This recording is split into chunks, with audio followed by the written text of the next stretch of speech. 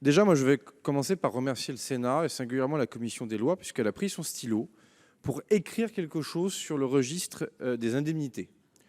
Je le dis parce que le gouvernement était très seul sur ce terrain lorsque nous avons mené un certain nombre d'auditions, réunions de travail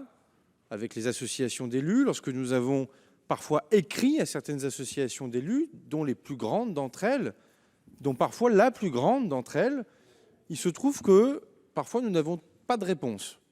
à ces demandes. Et d'ailleurs, pour l'Association des maires de France, puisque André Léniel, son éminent vice-président, l'a déclaré publiquement, a dit que l'Association des maires de France n'était pas demandeur d'une mesure sur les indemnités. Et donc, le Sénat, Monsieur le Président Bas et Madame la rapporteure, Monsieur le rapporteur, le Sénat a accepté de travailler sur la question des indemnités, tranquillement, sereinement, que d'ailleurs les travaux du ministre-président Bockel, en tant que président de la délégation aux collectivités territoriales, soient également salués, puisque nous avons fait, nous, une proposition, le gouvernement initial dans le texte de loi, qui était une proposition de départ, où j'avais toujours d'ailleurs dit que cette proposition était une proposition de départ, en disant il y a des choses qu'on ne peut plus forcément expliquer à nos collègues élus, notamment les effets de seuil. La vie quotidienne d'un maire d'une commune de 485 habitants qui peut avoir droit jusqu'à 600 € par mois est tout de même sensiblement la même vie quotidienne que le maire d'une commune de 505 habitants qui, lui, peut avoir droit jusqu'à 1 200 € par mois. Ça, c'est plein de bon sens. Bon, en tout cas, je ne sais plus expliquer, moi, droit dans les yeux à un collègue maire, qu'à 505 habitants, sa vie quotidienne serait différente que celui qui est à 485 habitants. Donc la première mesure que nous avons décidé de mettre en débat dans le projet de loi, avec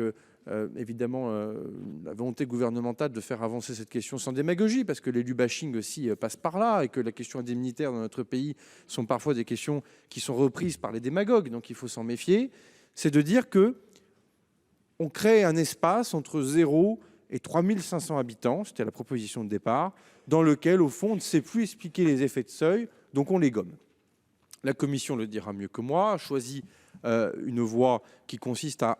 se réappuyer sur les seuils, mais en les valorisant pour leur permettre là aussi de gommer ces effets de seuil. Il y en aura toujours, mais enfin en tout cas, de permettre cette liberté-là. Je le dis, je trouve ça très intéressant et même intelligent que d'avoir avancé dans ce sens-là.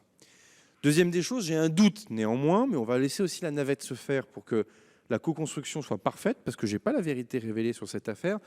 Et d'ailleurs, je pense que le Sénat ne l'a pas non plus, parce que le Sénat a parfois, pardonnez-moi Monsieur le Président, sur la question de l'automaticité, le Sénat a pu prendre une position en 2015 et en prendre une autre, constatant les retours du terrain en 2016. La vraie question, ce n'était pas si avant que ça.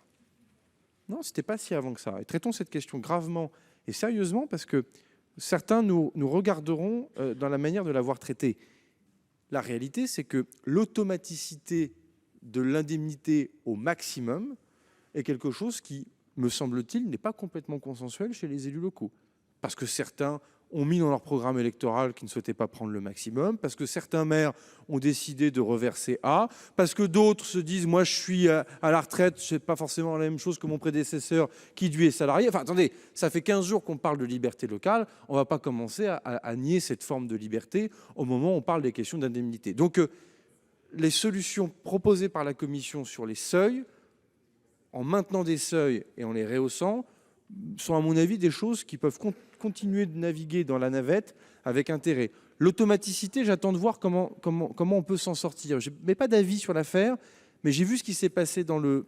passé, et donc chat échaudé craint l'eau froide. Voilà pour la position du gouvernement ce soir sur cette question des indemnités, qui est une position équilibrée, pragmatique. Entre nous, je ne sens pas bien la revalorisation des indemnités pour les communes des strates supérieures à 3 500 habitants, mais le débat est légitime parce que, comme vous le dites, Madame la Présidente Prima, et pourtant, mais là où nous avons, pour certaines associations d'élus, des demandes, elle est beaucoup sur les communes rurales aujourd'hui, en tout cas c'est là où il y a une attente, hein, et pour les petites villes, donc pas que plus nombreuses, parce que oui, évidemment qu'elles sont plus nombreuses, mais enfin, pensez sincèrement que c'est que parce qu'elles sont plus nombreuses qu'on les regarde. si je puis me permettre, le nombre de fois dans le débat on a tranché en faveur des communes rurales, c'est pas que parce qu'elles étaient plus que nombreuses, monsieur le sénateur Bonhomme. Bon, donc